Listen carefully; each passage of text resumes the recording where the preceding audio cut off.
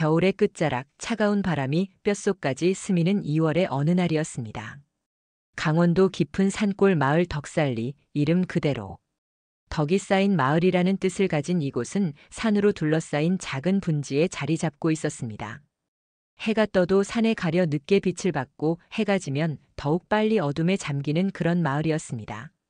마을의 유일한 교육기관인 덕산초등학교는 전교생이 25명에 불과했습니다.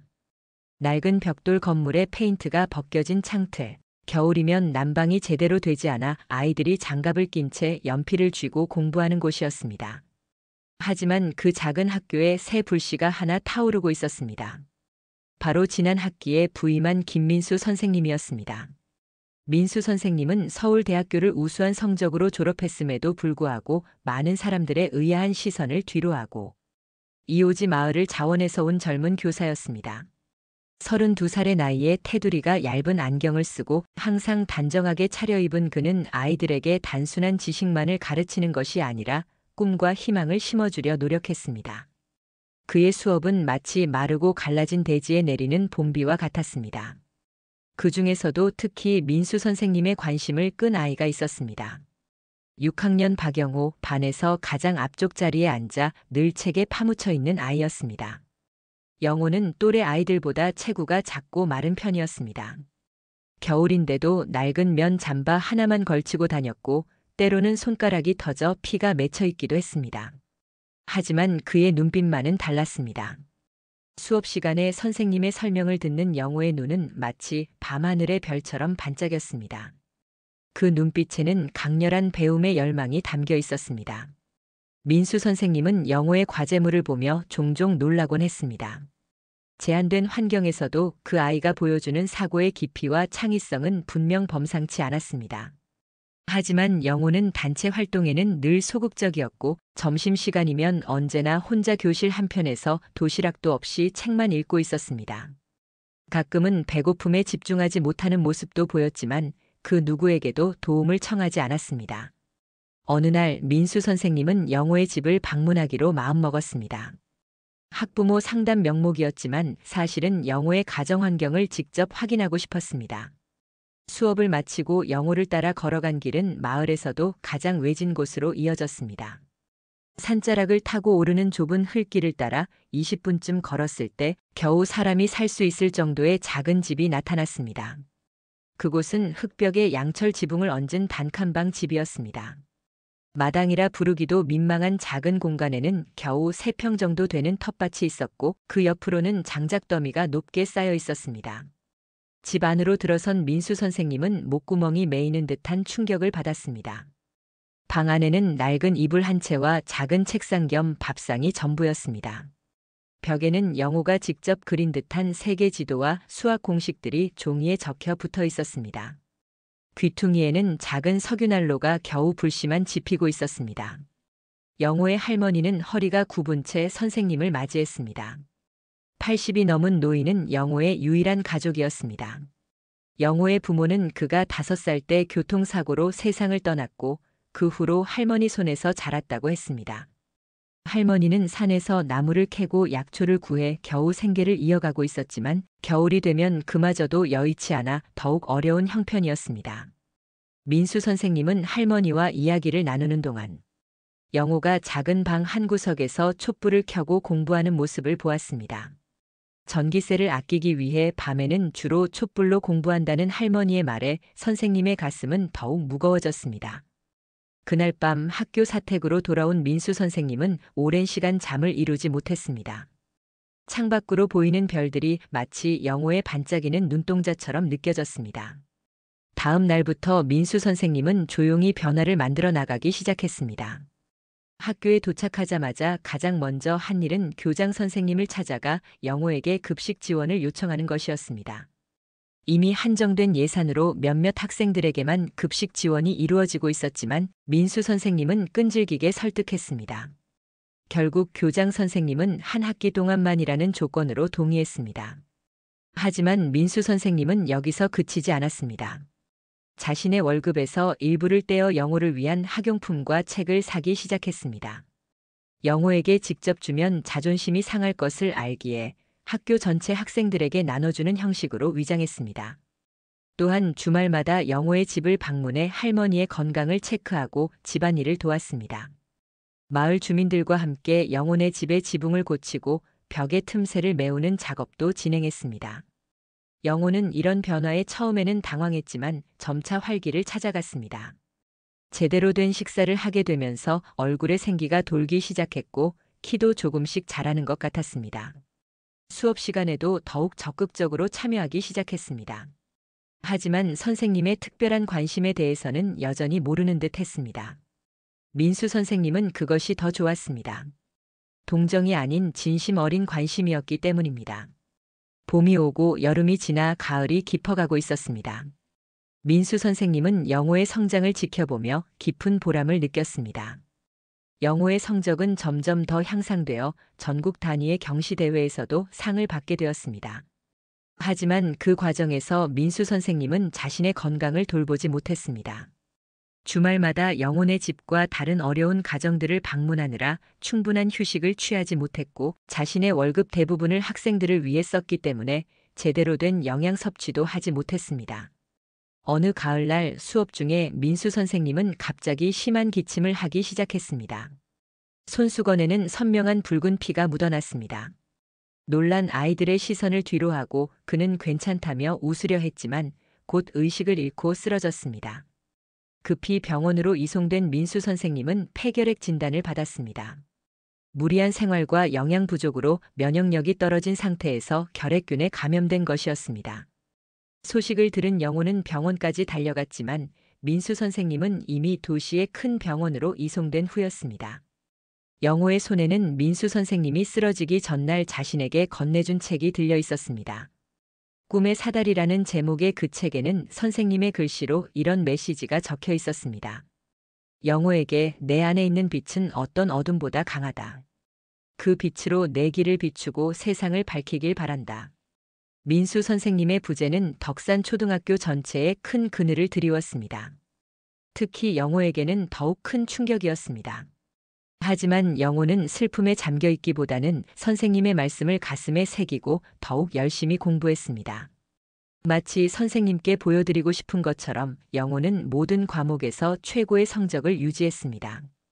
겨울이 다시 찾아왔을 때 영호는 중학교 입학을 앞두고 있었습니다. 하지만 산골 마을에는 중학교가 없었고 읍내까지 나가야 했습니다. 매일 왕복 4시간의 등하교 시간은 영호에게 큰 부담이었지만 그보다 더 큰 문제는 학비와 생활비였습니다. 할머니의 건강은 점점 악화되고 있었고 영호도 알바를 하기에는 너무 어렸습니다. 그런 영호에게 기적과 같은 소식이 찾아왔습니다. 교육청에서 전액 장학금을 지원한다는 통보를 받은 것입니다.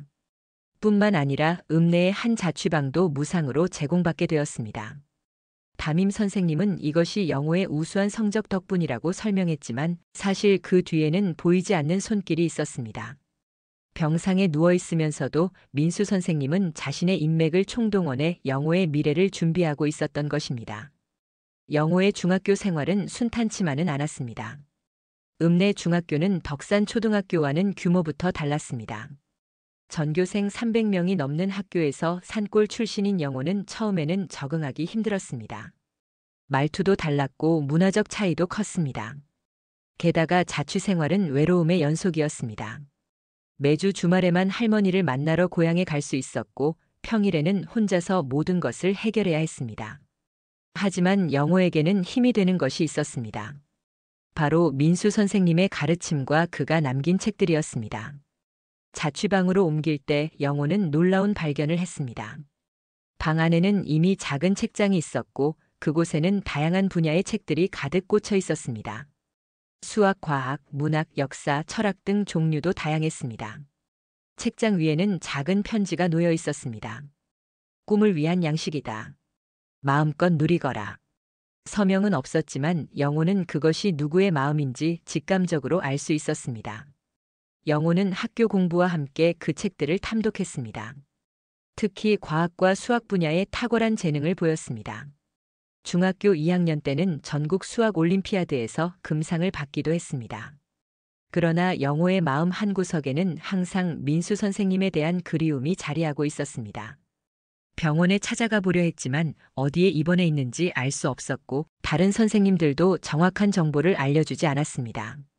그러던 어느 날 영호의 자취방 문을 두드리는 소리가 들렸습니다. 문을 열자 낯선 중년 여성이 서 있었습니다. 단정한 차림의 그녀는 자신을 민수 선생님의 여동생이라고 소개했습니다. 그녀의 손에는 작은 상자가 들려 있었습니다. 오빠가, 민수 오빠가 이것을 너에게 전해달라고 했어. 미안하지만 이제서야 찾아왔네. 영호는 떨리는 손으로 상자를 받았습니다. 상자 안에는 노트 한 권과 봉투 하나가 들어 있었습니다. 노트에는 민수 선생님이 영호를 위해 정리한 학습 계획과 조언들이 빼곡히 적혀 있었습니다. 고등학교 과정까지의 수학, 과학 개념들과 효과적인 학습법, 그리고 인생의 지혜가 담긴 글들이었습니다. 마치 선생님이 옆에서 직접 가르쳐 주는 것 같은 느낌이 들었습니다. 봉투 안에는 편지와 함께 통장 한 개가 있었습니다. 편지에는 이런 내용이 적혀 있었습니다. 영호에게 내가 이 편지를 읽을 때 나는 이미 이 세상에 없을지도 모르겠구나. 미안하다. 좀 더 오래 내 곁에서 내 성장을 지켜보고 싶었는데. 하지만 걱정하지 마라. 내 안에는 이미 빛나는 재능과 따뜻한 마음이 있다. 그것으로 충분하다. 통장에 있는 돈은 내가 모아둔 전 재산이다. 내 고등학교와 대학교 학비로 사용하거라. 부족함 없이 공부할 수 있을 것이다. 단 한 가지 조건이 있다. 너도 나중에 누군가에게 같은 도움을 줄 수 있는 사람이 되어야 한다는 것이다. 꼭 돈이 아니어도 좋다. 내가 가진 재능, 지식, 따뜻한 마음으로도 충분하다. 영호야, 내가 어떤 선택을 하든 나는 항상 내 편이다. 자신을 믿고 두려워하지 말고 나아가거라. 세상은 내가 생각하는 것보다 훨씬 넓고 가능성으로 가득 차 있다. 늘 응원하며 민수. 편지를 읽은 영호의 눈에서는 뜨거운 눈물이 흘러내렸습니다. 지금까지 자신이 받은 모든 도움, 장학금, 자취방, 책대. 모두 민수 선생님의 손길이었던 것입니다. 그러나 동시에 영호는 큰 충격을 받았습니다. 이미 이 세상에 없을지도 모르겠다는 문장이 가슴을 찢어놓았습니다. 민수 선생님의 여동생은 조용히 영호의 어깨를 토닥였습니다. 오빠는 3개월 전에 하늘나라로 떠났어. 마지막까지 내 이야기를 많이 했단다. 자랑스러워했어, 정말로. 그날 밤 영호는 밤새 울었습니다. 슬픔, 그리움, 감사함, 미안함. 복잡한 감정들이 밀려왔습니다. 하지만 아침이 되자 영호는 결심했습니다. 선생님의 뜻을 이어받아 더 열심히 공부하고 나중에는 선생님처럼 누군가에게 빛이 되는 사람이 되겠다고. 통장에는 3천만 원이 넘는 돈이 있었습니다. 가난한 시골 교사가 모을 수 있는 금액이 아니었습니다. 나중에 알게 된 사실이지만 민수 선생님은 자신의 폐병 치료를 위한 수술비를 포기하고 그 돈을 영호를 위해 남겨둔 것이었습니다. 자신의 생명보다 제자의 미래를 더 소중히 여긴 것입니다. 영호는 중학교를 전교 수석으로 졸업했습니다. 그의 뛰어난 성적은 도내에서도 소문이 날 정도였습니다. 그러나 영호의 내면에는 여전히 민수 선생님의 부재가 만든 커다란 구멍이 있었습니다. 특히 인생의 중요한 순간마다 선생님의 조언을 구하고 싶을 때마다 그 공허함은 더욱 크게 다가왔습니다. 고등학교 진학을 앞두고 영호는 큰 결정을 내려야 했습니다. 지역의 일반 고등학교에 다닐 것인지 아니면 더 멀리 떨어진 과학고등학교에 도전할 것인지. 과학고는 기숙사가 있어 생활면에서는 편할 테지만 할머니를 자주 볼 수 없다는 단점이 있었습니다. 이미 80이 넘은 할머니의 건강은 나날이 악화되고 있었습니다. 깊은 고민 끝에 영호는 과학고등학교 입학시험에 도전하기로 했습니다. 민수 선생님이 남겨준 노트를 바탕으로 준비한 시험에서 영호는 당당히 합격했습니다. 전국에서 모인 영재들 사이에서도 영호의 능력은 빛났습니다. 특히 수학과 물리학 분야에서는 타고난 재능을 보였습니다. 그러나 입학 후 첫 주말 영호가 할머니를 만나러 고향에 돌아갔을 때 예상치 못한 일이 발생했습니다. 그토록 강인하게만 보였던 할머니가 쓰러져 병원에 입원해 있었던 것입니다. 의사의 진단은 암, 그것도 이미 많이 진행된 상태였습니다. 고통을 참으며 영호에게 짐이 되지 않으려 했던 할머니는 자신의 병을 끝까지 숨겨왔습니다. 영호는 학업과 할머니 간병을 병행해야 했습니다. 평일에는 학교에서 공부하고 주말마다 병원으로 달려가는 생활이 이어졌습니다. 그의 어깨에는 너무 무거운 짐이 놓여 있었습니다. 그러나 영호는 결코 포기하지 않았습니다. 오히려 더 강해졌습니다. 민수 선생님이 자신에게 보여준 무조건적인 사랑과 희생을 기억하며 영호도 할머니에게 그 사랑을 돌려주고자 했습니다. 다행히 영호에게는 도움의 손길이 다시 찾아왔습니다. 과학고등학교의 담임이었던 이정환 선생님은 영호의 사정을 알게 되자 특별한 배려를 해주었습니다. 영호가 금요일 오후 수업을 일찍 마치고 할머니에게 갈 수 있도록 시간표를 조정해 주었고 필요할 때면 자신의 차로 영호를 병원까지 데려다 주기도 했습니다. 내 이야기를 들었다, 영호야. 민수 선생님과 나는 대학 동기였어. 그가 얼마나 너를 아꼈는지 알고 있단다. 이정환 선생님의 말에 영호는 가슴이 뭉클해졌습니다. 민수 선생님의 사랑은 이렇게 또 다른 형태로 자신을 보살피고 있었던 것입니다. 정환 선생님은 학문적으로도 영호에게 큰 도움을 주었습니다. 대학 수준의 물리학과 수학을 가르쳐주며 영호의 재능을 더 넓은 세계로 이끌어 주었습니다. 할머니의 병세는 시간이 갈수록 악화되었습니다. 항암 치료의 부작용으로 하얗던 머리카락이 모두 빠져버렸고 한 달 만에 체중도 10kg 넘게 줄었습니다. 하지만 할머니의 눈빛만은 여전히 따뜻했습니다. 병실에 찾아온 영호를 볼 때면 그 눈에는 세상의 모든 사랑이 담겨 있었습니다.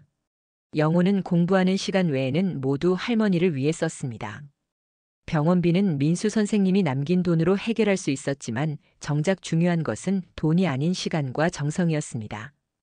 영호는 할머니에게 책을 읽어드리고 옛 추억을 들려드리고 학교에서 있었던 일들을 이야기해드렸습니다. 때로는 그저 할머니의 마른 손을 잡고 밤을 지새우기도 했습니다. 그러던 어느 봄날 할머니는 영호에게 마지막 부탁을 했습니다. 창밖으로 보이는 벚꽃 가득한 공원을 가리키며 그곳에 가고 싶다고 말씀하셨습니다. 의사는 할머니의 상태로는 외출이 위험하다고 만류했지만 영호는 할머니의 소원을 들어드리기로 했습니다. 휠체어에 할머니를 모시고 병원 근처 공원으로 나갔습니다. 봄바람이 부드럽게 불어오는 그날 할머니와 영호는 벚꽃 아래에서 오랜 시간을 보냈습니다. 할머니는 오랜만에 환한 미소를 지으며 영호의 손을 꼭 잡았습니다. 그리고 조용히 이야기를 시작했습니다. 영호야, 할멈이 너에게 미안한 게 하나 있구나. 내 부모님. 사실은 교통사고가 아니었어. 영호는 놀라 할머니를 바라보았습니다. 할머니의 목소리는 작았지만 또렷했습니다. 내 아버지는 심한 우울증을 앓고 있었단다. 내가 5살 때 아버지는 어머니와 함께 스스로 생을 마감했어. 그 진실을 어린 너에게 말할 수 없어서 교통사고라고 했던 거야. 미안하다, 영호야. 충격적인 진실에 영호는 한동안 말을 잇지 못했습니다. 할머니는 떨리는 손으로 영호의 뺨을 쓰다듬었습니다. 내 아버지도 사실은 뛰어난 사람이었어. 하지만 너무 완벽주의였던 그 아이는 회사에서의 작은 실패를 감당하지 못했어. 그렇게 점점 무너져갔지.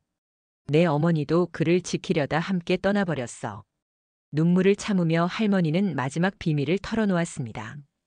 그래서 내가 그 아이를 닮아가는 게 가끔은 무서웠단다. 너의 뛰어난 재능, 완벽을 추구하는 성격. 하지만 내게는 내 아버지에게 없었던 것이 있더구나. 바로 다른 사람을 향한 따뜻한 마음이야. 그 마음 덕분에 내가 이렇게 흔들리지 않고 성장했구나. 그건 아마도 민수 선생님 덕분일 거야. 할머니의 고백은 영호에게 큰 충격이었지만 동시에 그의 마음속 어딘가를 채워주는 느낌도 들었습니다.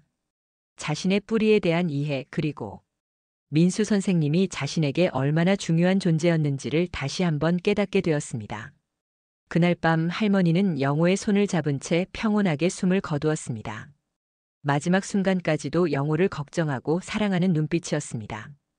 영호는 슬픔에 무너지는 대신 강하게 일어섰습니다. 할머니와 민수 선생님 두 분의 사랑을 가슴에 안고 앞으로 나아가기로 결심했습니다. 고등학교 3학년 영호는 대학 입시를 앞두고 있었습니다. 과학고등학교에서의 생활은 학문적으로는 충실했지만 정서적으로는 여전히 외로운 시간이었습니다. 할머니가 돌아가신 후 그에게는 진정한 의미의 가족이 없었습니다. 명절이면 친구들이 모두 고향으로 떠난 기숙사에 홀로 남아 책을 읽는 날들이 이어졌습니다. 그럼에도 영호는 흔들리지 않았습니다. 오히려 그 고독을 에너지로 바꿔 더욱 학업에 매진했습니다.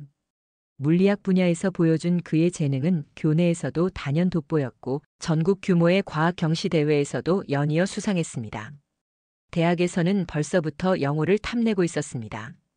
서울대학교 카이스트, 포스텍 모든 명문 대학이 영호를 원했지만 그의 마음은 이미 정해져 있었습니다. 바로 민수 선생님이 졸업한 서울대학교 물리학과였습니다. 선생님의 발자취를 따라가고 싶다는 마음이 강했습니다. 그러나 입시를 몇 달 앞둔 어느 날 영호의 앞에 예상치 못한 갈림길이 나타났습니다. 정환 선생님이 영호를 불러 놀라운 제안을 했던 것입니다. 영호야, 너에게 좋은 기회가 왔다. 미국 MIT에서 내 연구 결과를 보고 관심을 보이고 있어. 전액 장학금으로 학부 과정을 공부할 수 있는 기회야. MIT는 세계 최고의 공과대학으로 많은 학생들의 꿈의 대학이었습니다. 하지만 영호에게는 결코 쉬운 결정이 아니었습니다. 민수 선생님의 뜻을 따르려 했던 계획이 흔들렸기 때문입니다. 더구나 한국을 떠나면 선생님의 흔적들과도 멀어지는 느낌이었습니다. 고민 끝에 영호는 민수 선생님의 무덤을 찾아갔습니다. 처음으로 찾아간 그곳은 작은 공동묘지였습니다. 선생님의 비석 앞에 서자 그동안 참았던 감정들이 복받쳐 올랐습니다. 영호는 무릎을 꿇고 선생님께 말했습니다. 선생님, 저 어떻게 해야 할까요? 선생님 뜻대로 살고 싶은데. 이건 정말 큰 기회인 것 같습니다. 하지만 미국에 가면 선생님과 더 멀어질 것 같아 두렵습니다. 묘비석 앞에서 오랜 시간을 보내던 영호는 문득 시선을 끄는 것을 발견했습니다. 비석 아래 작은 식물이 자라고 있었습니다. 겨울이 지나 막 피어나는 작은 새싹이었습니다. 그 순간 영호의 마음에 깨달음이 찾아왔습니다. 민수 선생님은 자신이 어디에 있든 어떤 선택을 하든 항상 자신과 함께하고 있다는 것을, 그리고 선생님이 진정으로 바랐던 것은 자신이 세상 어디서나 자신의 빛을 발하는 것이라는 것을. 영호는 결국 MIT 진학을 결정했습니다. 정환 선생님은 영호의 결정을 듣고 환하게 웃었습니다. 민수도 내 선택을 자랑스러워할 거야. 그는 늘 말했지. 영호는 이 작은 마을, 이 작은 나라를 넘어 세계를 무대로 빛날 아이라고. 출국을 앞두고 영호는 마지막으로 옛 초등학교를 찾았습니다. 덕산 초등학교는 여전히 작고 낡았지만 그곳에서 영호는 인생의 가장 중요한 순간들을 경험했습니다. 학교를 둘러보던 중 영호는 문득 한 교실 앞에 멈춰 섰습니다. 예전 민수 선생님의 교실이었습니다. 문을 열고 들어가자 교실은 텅 비어 있었지만 창문으로 들어오는 오후의 햇살이 따스하게 공간을 채우고 있었습니다. 영호는 자신이 앉았던 맨 앞자리로 걸어가 잠시 앉아보았습니다. 그리고 책상 서랍을 열어보았습니다. 놀랍게도 그곳에는 작은 쪽지가 접혀 있었습니다. 누런 종이에는 아이의 서툰 글씨체로 이렇게 적혀 있었습니다. 민수 선생님께 나중에 크면 선생님처럼 훌륭한 사람이 될게요. 그때 꼭 다시 만나요. 영호 올림. 어린 시절 자신이 남긴 쪽지를 보며 영호는 가슴이 뭉클해졌습니다. 그리고 그 아래에 누군가 다른 글씨체로 답장이 적혀 있었습니다. 영호에게 넌 이미 충분히 훌륭하단다. 앞으로 내가 어떤 사람이 되든 어디에 있든 나는 항상 내 편이야. 민수. 눈물이 영호의 뺨을 타고 흘러내렸습니다. 그것은 슬픔의 눈물이 아닌 깊은 감사와 결의의 눈물이었습니다. 영호는 쪽지를 조심스럽게 접어 가슴 포켓에 넣었습니다. 이제 그는 어디를 가든 민수 선생님의 마음을 함께 가져갈 수 있을 것입니다. 미국으로 떠나기 전날 밤 영호는 자신만의 작은 의식을 가졌습니다. 그동안 민수 선생님이 남겨준 책들과 노트, 편지들을 정리하며 그는 자신도 누군가에게 같은 사랑을 전할 수 있는 사람이 되겠다고 다짐했습니다. 선생님이 자신에게 그랬듯이 영호도 세상의 어느 곳에서든 빛이 필요한 곳에 작은 등불이 되고자 했습니다. 미국 보스턴의 찬바람은 강원도의 겨울과는 또 다른 느낌이었습니다. MIT 캠퍼스에 첫 발을 내디딘 영호는 낯선 환경에 잠시 주눅이 들었습니다. 서툰 영어, 다른 문화, 그리고 무엇보다 세계 각국에서 모인 최고의 인재들 속에서 그는 처음으로 자신의 한계를 느꼈습니다. 하지만 그런 두려움도 잠시, 영호는 곧 자신의 자리를 찾아갔습니다. 물리학과 수학에 대한 그의 타고난 이해력과 창의적인 사고방식은 MIT에서도 빛을 발했습니다. 특히 양자역학 분야에서 그가 보여준 독창적인 해석은 교수들의 주목을 받았습니다. 다만 한 가지 영호에게 어려움이 있다면 그것은 사람들과의 관계였습니다. 언어의 장벽도 있었지만 더 근본적으로는 영호가 오랫동안 혼자 살아온 탓에 깊은 관계 맺기를 어려워했기 때문입니다. 그는 기숙사에서도 수업에서도 대부분 홀로 시간을 보냈습니다. 그런 영호에게 변화를 가져온 것은 학과 스터디 그룹이었습니다. 물리학과 2학년 중간고사를 앞두고 어려운 양자장론, 시험 준비를 위해 결성된 소규모 스터디에 영호도 참여하게 되었습니다. 그곳에서 그는 마이클이라는 미국 학생과 유칼이라는 일본 유학생을 만났습니다. 처음에는 서로 어색하게 공부만 하던 세 사람이었지만 밤을 새워가며 문제를 풀다 보니 자연스럽게 친해졌습니다. 특히 유카리는 영호와 비슷하게 내성적인 성격이었지만 깊은 통찰력을 가진 학생이었습니다. 그녀와 영호는 종종 캠퍼스 카페에서 만나 물리학의 철학적 측면에 대해 이야기를 나누곤 했습니다. 영호, 너는 왜 물리학을 공부하니? 유카리가 어느 날 물었습니다. 영호는 잠시 생각에 잠겼습니다. 우주의 근본 원리를 이해하고 싶어서. 그리고 그 지식으로 세상에 도움이 되고 싶어서야. 그래. 나는 너와 비슷한 것 같아. 하지만 솔직히, 때로는 이 모든 공부가 너무 추상적으로 느껴질 때가 있어. 실제 세상의 문제를 해결하는데 얼마나 도움이 될까 의문이 들 때가 있거든. 유카리의 말은 영호의 마음속 깊은 곳을 건드렸습니다. 사실 그도 가끔 같은 생각을 했습니다.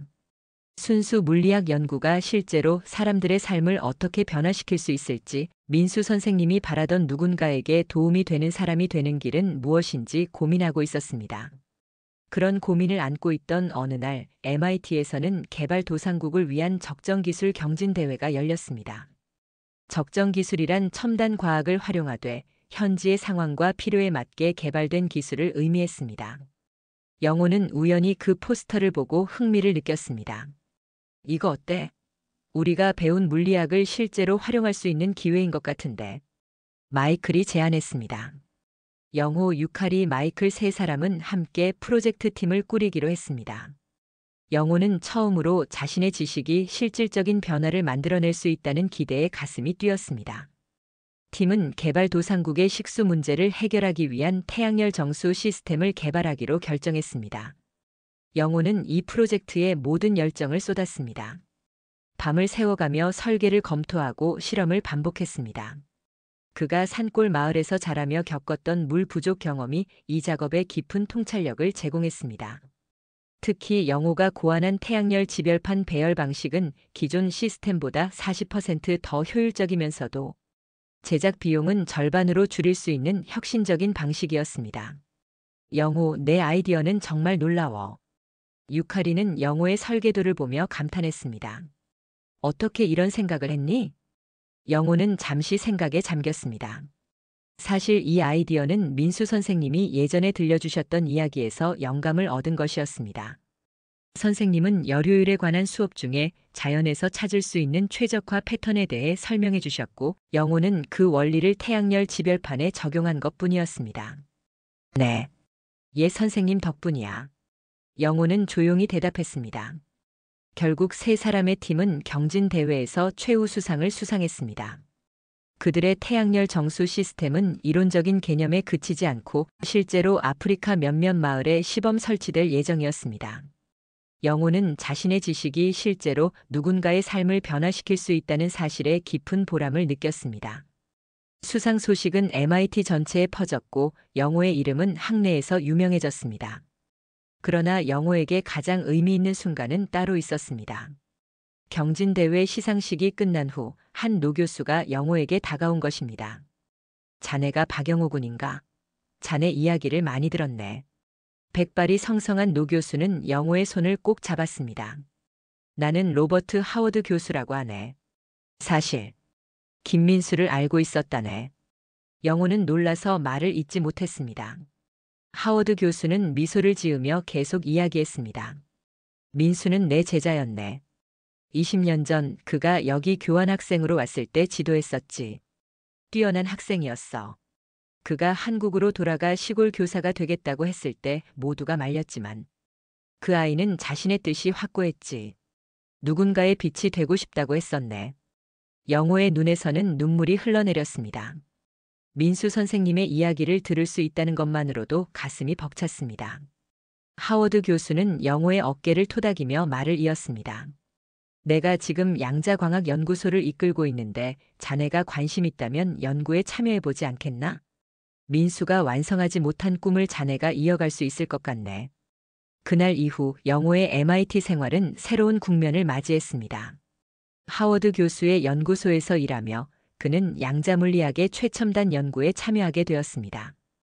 그 과정에서 영호는 민수 선생님이 학생 시절에 연구했던 논문들도 접할 수 있었습니다. 그 논문들을 읽으며 영호는 선생님의 또 다른 면을 발견했습니다.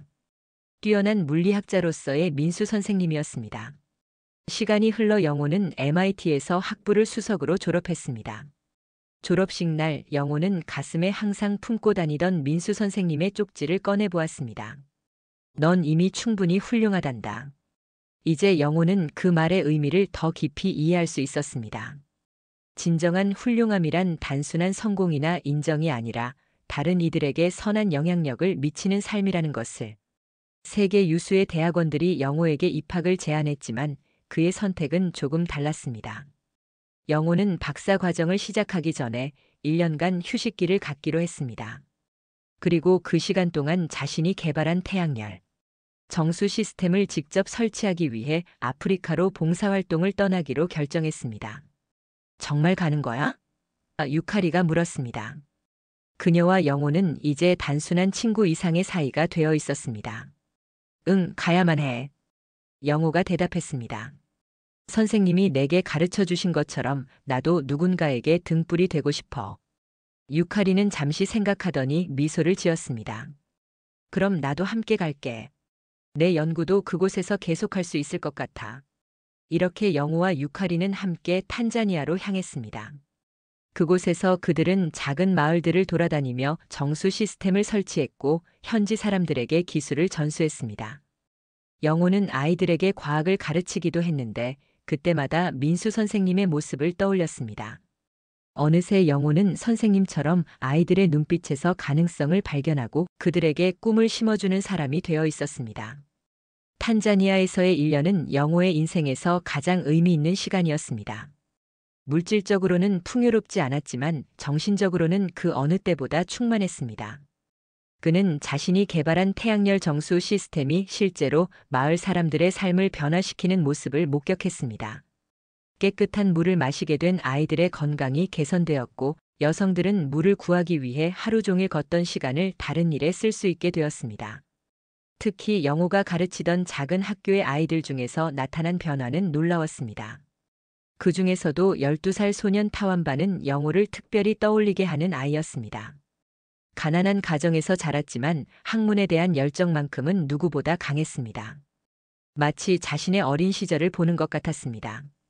탄자니아에서의 시간이 끝나갈 무렵 영호와 유카리는 아프리카 여러 지역의 태양열 정수 시스템을 설치한 경험을 바탕으로 개선된 디자인을 완성했습니다. 이 새로운 시스템은 더 적은 비용으로 더 많은 물을 정화할 수 있었고 현지에서 쉽게 구할 수 있는 재료로 만들 수 있었습니다.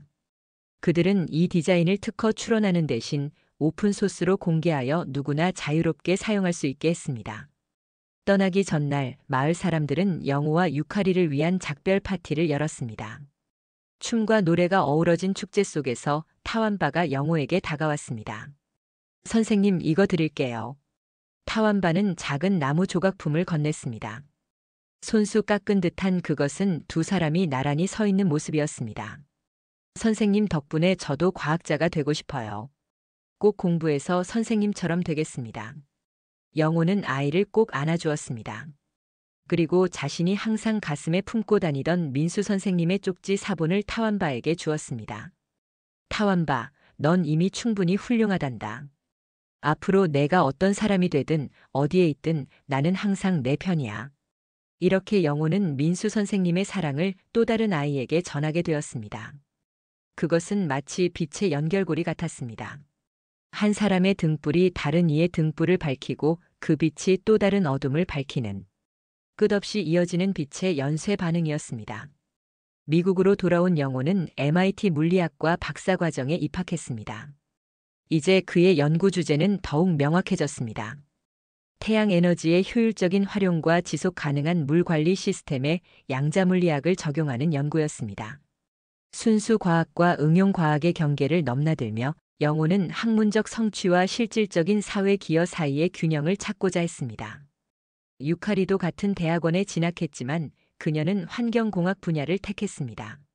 서로 다른 분야였지만 두 사람의 연구는 종종 교차점을 찾아 협업하게 되었습니다. 그들은 학업뿐만 아니라 감정적으로도 더욱 깊은 유대를 형성했습니다. 유카리는 영호의 과거와 상처를 이해하고 받아들였으며 영호는 유카리에게서 새로운 희망과 미래를 보았습니다. 시간은 빠르게 흘러갔습니다. 영호는 29살의 나이에 MIT에서 물리학 박사 학위를 취득했습니다. 그의 박사 논문은 양자 에너지 변환 기술에 관한 것으로 학계에서 큰 주목을 받았습니다. 여러 대학과 연구소에서 영호에게 자리를 제안했지만 그의 마음은 이미 정해져 있었습니다. 바로 한국으로 돌아가는 것이었습니다. 정말 돌아갈 거야? 하워드 교수가 놀란 눈으로 물었습니다. 여기 남아 연구를 계속하면 노벨상도 노려볼 수 있을 텐데. 영호는 미소를 지었습니다. 교수님, 제게는 이루고 싶은 또 다른 꿈이 있습니다. 민수 선생님처럼 저도 누군가의 등불이 되고 싶습니다. 유카리 역시 영호의 결정을 지지했습니다. 더 나아가 그녀는 영호와 함께 한국에 가기로 했습니다. 두 사람은 이미 약혼 상태였고 한국에서 새로운 삶을 함께 시작하고자 했습니다. 유카리는 한국어를 열심히 공부했고 영호는 그녀에게 한국 문화와 역사를 가르쳐 주었습니다. 귀국을 앞두고 영호는 특별한 프로젝트를 준비했습니다. 바로 민수재단의 설립이었습니다. 이 재단의 목적은 가정 환경이 어려운 학생들에게 교육 기회를 제공하고 지방의 작은 학교들을 지원하는 것이었습니다. 영호는 자신의 박사 연구 성과로 받은 상금과 특허 수익의 일부를 재단의 기초 자금으로 사용했습니다. 한국으로 돌아온 영호와 유카리는 서울 근교에 작은 집을 마련했습니다. 영호는 서울대학교 물리학과 교수로 임용되었고 유카리는 국제환경단체의 한국지부에서 일하게 되었습니다. 새로운 환경에서의 적응은 쉽지 않았지만 두 사람은 서로를 의지하며 새로운 삶을 꾸려나갔습니다. 교수로서 영호는 학생들에게 깊은 인상을 남겼습니다. 그의 강의는 단순한 지식 전달을 넘어 삶의 지혜와 가치를 함께 나누는 시간이었습니다. 영호는 특히 장학금을 받는 학생들을 각별히 챙겼습니다. 그들에게 단순한 경제적 지원을 넘어 정서적인 멘토링도 제공했습니다. 마치 민수 선생님이 자신에게 그랬던 것처럼 민수재단도 점차 성장했습니다. 처음에는 소규모로 시작했지만 영호의 열정과 진정성에 감동한 많은 사람들이 동참하면서 재단의 규모는 빠르게 커졌습니다. 재단은 전국의 작은 학교들의 과학실험 키트와 도서를 지원했고 농어촌 지역의 학생들에게 장학금을 제공했습니다. 그러나 영호의 마음 한구석에는 아직 채워지지 않은 공간이 있었습니다. 바로 고향 덕살리에 대한 그리움이었습니다. 할머니가 돌아가신 후 영호는 한 번도 그곳에 돌아가지 않았습니다. 너무 많은 추억과 아픔이 그곳에 있었기 때문입니다. 하지만 이제는 돌아갈 시간이 된 것 같았습니다. 과거와의 화해 그리고 새로운 시작을 위해 결혼식을 앞둔 어느 봄날 영호와 유카리는 덕살리로 향했습니다. 10년 만에 돌아온 고향은 많이 변해 있었습니다. 예전의 좁은 흙길은 포장도로로 바뀌어 있었고 마을에는 작은 관광시설들도 생겨나 있었습니다. 하지만 여전히 산으로 둘러싸인 고요한 풍경은 영호의 기억 속 모습 그대로였습니다. 영호는 먼저 할머니의 묘소를 찾았습니다. 오랫동안 관리되지 않아 잡초가 무성했지만 영호는 정성껏 묘소를 정리했습니다. 할머니 앞에서 유카리를 소개하고 그동안의 이야기를 들려드렸습니다. 비록 소리 없는 대화였지만 영호는 할머니가 자신의 모든 이야기를 듣고 있다고 느꼈습니다. 다음으로 영호가 찾은 곳은 민수 선생님의 무덤이었습니다. 선생님의 묘소는 마을에서 약간 떨어진 작은 공원 묘지에 있었습니다. 영호가 마지막으로 방문했을 때와는 달리 묘소 주변은 잘 정돈되어 있었고 신선한 꽃이 놓여 있었습니다. 누군가 정기적으로 관리하고 있음이 분명했습니다. 영호가 의아해하고 있을 때 노인 한 분이 천천히 걸어오는 모습이 보였습니다. 이른이 훌쩍 넘은 듯한 그 노인은 영호를 보자 놀란 표정을 지었습니다. 혹시 박영호 학생이냐? 영호도 놀라서 노인을 자세히 보았습니다. 희미한 기억 속에서 그 얼굴을 알아볼 수 있었습니다. 덕산 초등학교의 교장 선생님이었습니다. 교장 선생님, 안녕하세요. 저 맞습니다. 영호입니다. 세상에 정말 너였구나. 교장 선생님은 감격해하며 영호의 두 손을 꼭 잡았습니다. 모습이 많이 변했구나. 이제 어엿한 청년이 되었네. 두 사람은 묘소 앞 벤치에 앉아 이야기를 나누었습니다. 교장 선생님은 은퇴 후에도 마을을 떠나지 않고 계속 이곳에서 살고 있었다고 했습니다. 그리고 매주 한 번씩 민수 선생님의 묘소를 찾아 관리하고 있다고 했습니다. 민수 선생은 특별한 사람이었지. 그 사람의 헌신과 사랑은 우리 학교를 완전히 변화시켰어. 내가 떠난 후에도 그의 정신은 계속해서 우리 학교에 남아 있었단다. 교장 선생님의 말에 영호는 가슴이 뭉클해졌습니다. 민수 선생님의 영향력은 자신에게만 미친 것이 아니었습니다. 학교 전체, 마을 전체에 그의 사랑은 남아 있었던 것입니다. 이야기를 나누던 중 영호는 문득 궁금한 점이 생각났습니다. 선생님, 민수 선생님은 왜 이 마을을 선택하셨나요? 서울대를 나오신 분이 이렇게 외진 곳에 오실 이유가 있었을까요? 교장 선생님은 잠시 생각에 잠기더니 조용히 말했습니다. 사실 민수 선생이 이 마을을 선택한 건 우연이 아니었어. 그에게는 이 마을과 특별한 인연이 있었거든. 민수 선생의 본명은 사실 김준영이었다. 교장 선생님의 말에 영호는 놀랐습니다. 김준영이요? 그럼 민수 선생님은? 그래, 가명이었지. 민수 선생이 이 마을에 부임하기 전 나는 교육청으로부터 특별한 부탁을 받았어. 새로 올 교사의 신원을 비밀로 해달라는 것이었지. 당시에는 그 이유를 정확히 몰랐네. 교장 선생님은 천천히 과거 이야기를 풀어나갔습니다. 김준영, 그러니까 민수 선생님은 이 마을과 깊은 인연이 있었습니다. 그의 아버지가 바로 이 마을 출신이었던 것입니다. 하지만 그보다 더 놀라운 사실이 있었습니다.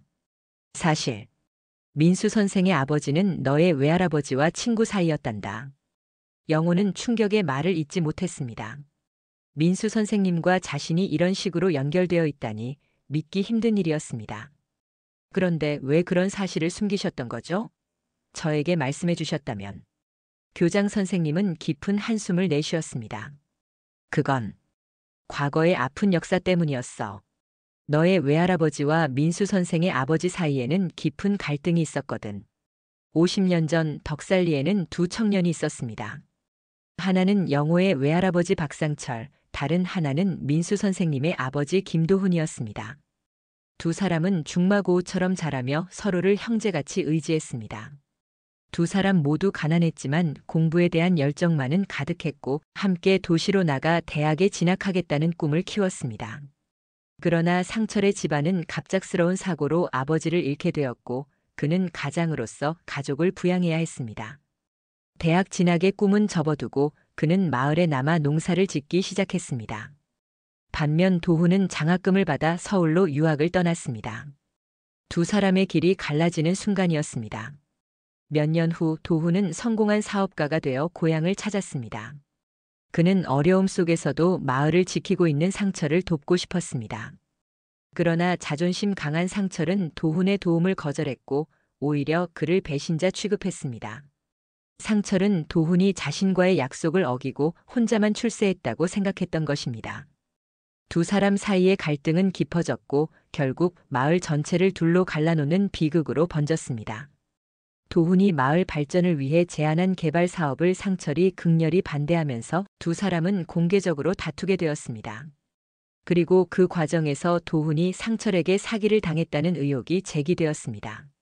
진실은 불분명했지만 결국 도훈은 마을을 떠났고 상철은 쓸쓸히 남았습니다. 그리고 수년 후 상철의 딸, 즉 영호의 어머니는 우연히 도시에서 도훈의 아들 김준영을 만나 사랑에 빠졌습니다. 하지만 두 가문의 앙금으로 인해 그 사랑은 반대에 부딪혔고 결국 영호의 어머니는 다른 남자와 결혼하게 되었습니다. 그런데 그것이 민수 선생님과 저의 관계와 무슨 상관이 있나요? 영호가 물었습니다. 사실 민수 선생, 아니 준영 씨는 너의 어머니를 잊지 못했단다. 그리고 내 부모님이 사고로 세상을 떠났다는 소식을 듣고 그는 너를 찾아왔던 거야. 그는 너의 어머니를 사랑했던 사람의 아들로서 너를 돌보고 싶었던 거지. 영호의 눈에서는 눈물이 흘러내렸습니다. 갑자기 민수 선생님의 무조건적인 사랑과 헌신이 이해되기 시작했습니다. 그것은 단순한 교사와 제자의 관계를 넘어선 깊은 인연의 끈이었던 것입니다. 그런데 할머니는 이 사실을 알고 계셨나요? 그럼 내 할머니도 처음에는 준영 씨를 경계했지. 하지만 시간이 지나면서 그의 진심을 알게 되었고 결국은 그를 받아들였단다. 사실 내 할머니의 병원비도 대부분 준영 씨가 지불했었어. 영호는 더 이상 감정을 억누를 수 없었습니다. 그는 교장 선생님 앞에서 엉엉 울었습니다. 그것은 슬픔의 눈물이 아니라 오랜 시간 동안 자신을 둘러싸고 있었던 사랑의 깊이를 깨달은 데서 오는 감동의 눈물이었습니다. 교장 선생님은 주머니에서 낡은 사진 한 장을 꺼냈습니다. 그것은 젊은 남녀가 나란히 서 있는 모습이었습니다. 여자는 분명 영호의 어머니였고 남자는 영호가 알고 있는 민수 선생님보다 훨씬 젊은 모습이었지만 분명 그였습니다. 이 사진은 준영 씨가 내게 맡겼던 거야. 언젠가 내가 돌아오면 주라고 했지. 사진 뒷면에는 작은 글씨로 이렇게 적혀 있었습니다. 영원히 사랑하는 미경에게. 비록 함께할 수 없어도 나의 마음은 항상 그대와 함께합니다. 마이너스 준영.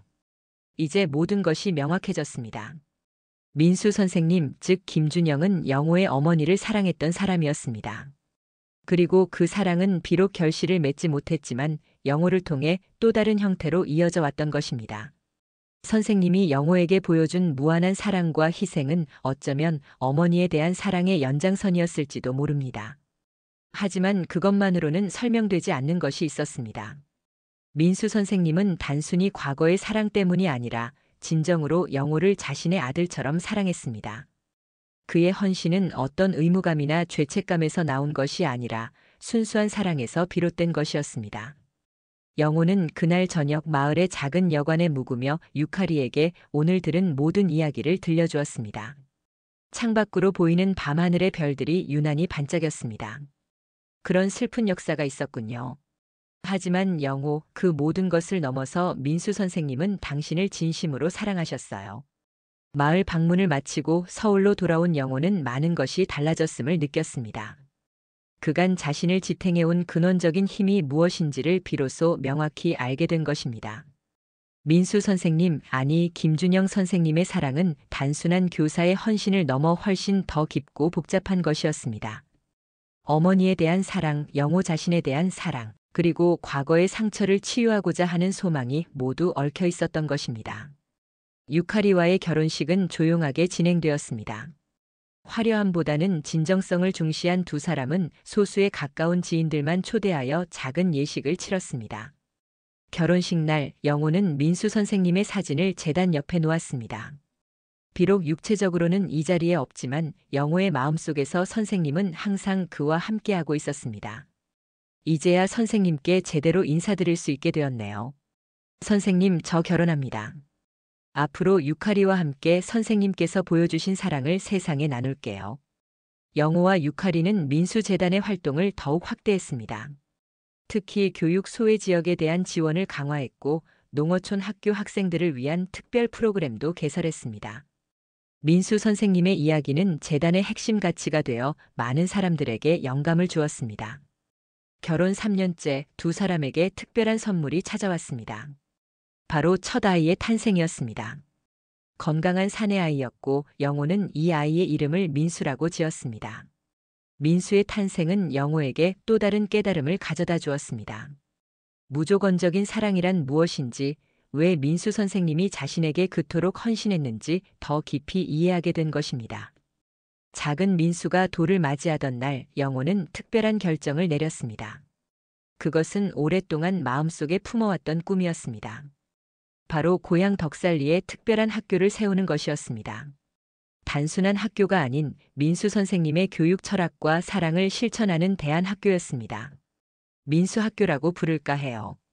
영호가 유카리에게 말했습니다. 시골 아이들에게 세계를 볼 수 있는 창을 열어주고 싶어요. 그리고 도시 아이들에게는 자연과 공동체의 소중함을 가르치고 싶어요. 마침내 민수학교가 개교하는 날 영호는 감격에 찬 마음으로 개교 연설을 했습니다. 오늘 우리는 단순한 학교가 아닌 사랑과 희망의 공간을 열게 되었습니다.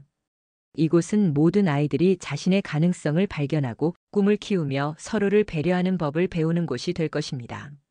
한 명의 헌신적인 교사가 한 아이의 인생을 바꿀 수 있고 그 아이가 또 다른 이들의 인생을 바꿀 수 있음을 보여주는 산 증거가 될 것입니다. 어느 날 영호가 학교를 방문했을 때 한 남학생이 조심스럽게 다가왔습니다. 교수님, 제 이름은 김태양이에요. 사실 저는 민수 선생님의 조카입니다. 영호는 놀라서 아이를 바라보았습니다. 민수 선생님의 조카라니 처음 듣는 이야기였습니다. 민수 선생님의 조카라고? 그럼 너의 아버지나 어머니가? 네, 제 아버지가 민수 선생님. 아니, 김준영 선생님의 동생입니다. 아버지는 선생님의 이야기를 자주 해주셨어요. 특히 형이 얼마나 당신을 자랑스러워했는지에 대해서요. 영호는 가슴이 뭉클해졌습니다. 이렇게 생각지도 못한 곳에서 민수 선생님과의 또 다른 연결고리를 발견하다니 놀라운 인연이었습니다. 세월은 빠르게 흘러갔습니다. 영호의 아들 민수는 어느새 18살이 되어 대학 입학을 앞두고 있었습니다. 총명하고 따뜻한 마음씨를 가진 아이로 성장한 민수는 아버지를 많이 닮았습니다. 특히 과학에 대한 열정과 타인을 돕고자 하는 마음은 영호를 쏙 빼닮았습니다. 영호 자신도 이제 60에 가까운 나이가 되었습니다. 서울대학교 석좌 교수로서 그는 학계에서 높은 명성을 얻었고 민수재단은 국내 최고의 교육기관으로 자리 잡았습니다. 민수학교도 이제는 전국의 5개 캠퍼스로 확장되어 수많은 학생들에게 새로운 교육의 기회를 제공하고 있었습니다. 그러나 영호의 건강은 점차 악화되고 있었습니다. 처음에는 가벼운 기침으로 시작된 증상이 점점 심해져 결국 그는 병원 검진을 받게 되었습니다. 의사의 진단은 충격적이었습니다. 폐암, 그것도 이미 상당히 진행된 상태였습니다. 어느 가을날 오후 영호는 유카리와 아들 민수에게 특별한 부탁을 했습니다. 내가 떠나면 너무 슬퍼하지 말아요. 나는 충분히 행복한 삶을 살았어요. 사랑받았고 사랑할 수 있었으니까. 그리고 내 유골의 반은 민수 선생님 묘소 옆에 묻어주고 나머지 반은 학교 뒷산에 뿌려주세요. 그래야 내가 계속 아이들을 지켜볼 수 있을 것 같아요. 해가 저무는 어느 저녁 영호는 홀로 창가에 앉아 석양을 바라보고 있었습니다. 그때 그는 문득 창밖에서 익숙한 실루엣을 발견했습니다. 그것은 마치 민수 선생님의 모습 같았습니다. 선생님, 저 곧 선생님께 갈게요. 그동안 기다리셨죠? 그 순간 영호는 마치 선생님의 목소리가 들리는 것 같았습니다. 영호야, 너는 내 기대 이상으로 훌륭하게 자랐구나. 너는 내 인생의 가장 큰 자랑이야. 눈물이 영호의 뺨을 타고 흘러내렸습니다. 그것은 슬픔의 눈물이 아니라 깊은 감사와 충만한 사랑의 눈물이었습니다. 다음 날 아침 유카리가 영호의 방에 들어갔을 때 그는 창가의 의자에 앉은 채 평화롭게 눈을 감고 있었습니다. 그의 얼굴에는 미소가 어려 있었고 그 표정은 마치 오랜 친구를 만나 반갑게 대화를 나눈 사람의 얼굴 같았습니다. 영호의 장례식은 그가 원했던 대로 소박하게 치러졌습니다. 하지만 그를 추모하기 위해 전국에서 그리고 세계 각지에서 수많은 사람들이 모였습니다. 그의 제자들, 동료들, 그리고 그의 이야기에 감동받은 많은 사람들이 마지막 작별 인사를 위해 찾아왔습니다. 영호의 유언대로 그의 유골은 민수 선생님의 묘소 옆에 안장되었고 나머지는 학교가 내려다 보이는 뒷산에 뿌려졌습니다. 추모식에서 아들 민수는 아버지의 마지막 메시지를 낭독했습니다. 빛은 결코 사라지지 않습니다. 그것은 형태를 바꾸어 계속해서 이어집니다. 우리가 받은 사랑과 지혜를 다른 이들에게 전할 때 우리는 영원히 살아갑니다. 내 사랑하는 가족들, 제자들, 그리고 친구들에게 슬퍼하지 말고 각자의 자리에서 빛을 전하는 삶을 살아가길 바랍니다. 나는 민수 선생님을 만나러 갑니다. 하지만 동시에 여러분의 마음 속에 그리고 여러분이 전하는 사랑 속에 계속 살아갈 것입니다. 영원한 사랑을 담아 박영호. 메시지가 끝나고 묘한 침묵이 흘렀습니다. 그리고 갑자기 하늘에서 빗방울이 떨어지기 시작했습니다. 마치 하늘도 영호의 떠남을 슬퍼하는 것처럼. 하지만 금세 구름 사이로 햇살이 비쳐왔고 빗방울 속으로 무지개가 피어올랐습니다. 그것은 마치 슬픔 속에서도 희망과 위로를 전하는 신호 같았습니다. 시간은 흘러 10년이 지났습니다. 민수학교는 이제 전국에 10개의 캠퍼스를 가진 명문 교육기관으로 성장했고 민수재단은 국제적인 교육기구로 발전했습니다. 영호의 아들 민수는 아버지의 뒤를 이어 재단을 이끌며 동시에 과학자로서도 뛰어난 업적을 남기고 있었습니다. 덕살리 캠퍼스의 중앙에는 특별한 공간이 마련되어 있었습니다. 빛의 전당이라 불리는 이곳은 민수 선생님과 영호 교수의 삶과 철학을 기리는 기념관이었습니다. 이 공간은 단순한 박물관이 아니라 교육의 진정한 의미와 한 인간이 다른 인간에게 미칠 수 있는 영향력에 대해 사색하고 배울 수 있는 곳이었습니다. 기념관 중앙에는 두 사람의 동상이 나란히 서 있었습니다.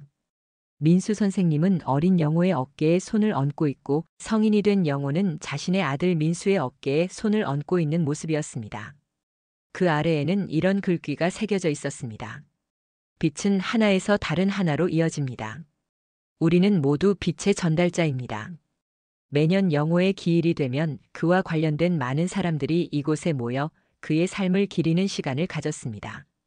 그것은 슬픔의 시간이 아니라 감사와 축복의 시간이었습니다.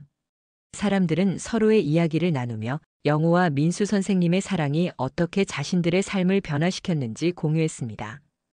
어느 해 행사에서 이제 노인이 된 타완바가 특별한 소식을 전했습니다. 그가 고향 탄자니아에 세운 영호 과학 아카데미가 첫 졸업생을 배출했다는 것이었습니다. 그중 한 학생은 영호가 개발한 태양열 정수 시스템을 더욱 발전시켜 비용은 절반으로 줄이면서 효율은 2배로 높인 새로운 모델을 만들었습니다. 영호 선생님의 지식과 사랑은 이제 아프리카 전역으로 퍼져나가고 있습니다. 그리고 저희는 이것을 빛의 연결고리라고 부릅니다. 영호의 아들 민수의 눈에는 감동의 눈물이 맺혔습니다. 그는 자리에서 일어나 타완바를 따뜻하게 포옹했습니다. 아버지와 할아버지께서 정말 자랑스러워 하실 겁니다. 우리 모두가 그분들의 유산을 이어가고 있으니까요. 기념관을 둘러싼 학교 캠퍼스는 생기 넘치는 아이들의 웃음소리로 가득했습니다. 그들은 아직 영호나 민수 선생님에 대해 많이 알지 못할지도 모릅니다. 하지만 그들이 받고 있는 교육과 사랑 속에는 두 사람의 정신이 깊이 스며들어 있었습니다. 그것은 마치 보이지 않는 빛처럼 눈에 보이지 않아도 모든 것을 밝히고 따뜻하게 하는 그런 존재감이었습니다. 해가 저물어갈 무렵 노을이 학교 뒷산을 붉게 물들이고 있었습니다. 그 언덕 위에 젊은 교사 한 명이 홀로 서 있었습니다. 그는 지금 막 이 학교에 부임한 신임 교사였고 우연히 이 언덕에 올라와 풍경을 감상하고 있었습니다. 갑자기 그는 이상한 느낌을 받았습니다. 마치 누군가가 자신의 어깨에 손을 얹은 것 같은 느낌이었습니다. 그러나 주위를 둘러봐도 아무도 없었습니다. 대신 그의 마음속에 따뜻한 위안과 용기가 샘솟는 것을 느꼈습니다. 그 순간 석양의 빛이 교사의 얼굴을 비추었고 그 빛 속에서 그는 문득 깨달음을 얻었습니다. 자신이 이곳에 온 것은 우연이 아니라는 것, 그리고 이제 자신도 빛의 연결고리의 일부가 되어야 한다는 것을. 교사는 미소를 지으며 다짐했습니다. 그도 자신의 학생들에게 지식만이 아닌 사랑과 희망을 전하는 사람이 되겠다고. 그렇게 빛은 또 다른 빛으로 이어져 갔고 그 끝없는 연결고리는 시간과 공간을 초월하여 계속해서 확장되어 가고 있었습니다. 감사합니다, 민수 선생님. 감사합니다, 영호 선생님. 당신들의 빛이 저를 통해 그리고 이 아이들을 통해 계속해서 빛날 것입니다. 노을이 완전히 저물고 밤하늘에 첫 별이 떠올랐습니다. 그것은 마치 누군가의 영혼이 별이 되어 이 세상을 지켜보는 것 같았습니다. 작지만 강한 빛, 멀리 있지만 결코 사라지지 않는 빛.